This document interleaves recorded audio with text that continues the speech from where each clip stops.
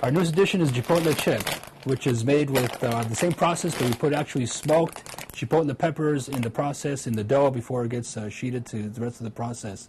So you can see the very distinct in color, and it keeps that smoky flavor comes out. But this Chipotle pepper hits as an aftertaste. You taste the chip, a second later that Chipotle pepper comes in. Very distinct flavor, very different, and Chipotle is very popular. Chipotle is a smoked pepper that has a different smoky aroma. It's a deep flavor, and it's very distinct.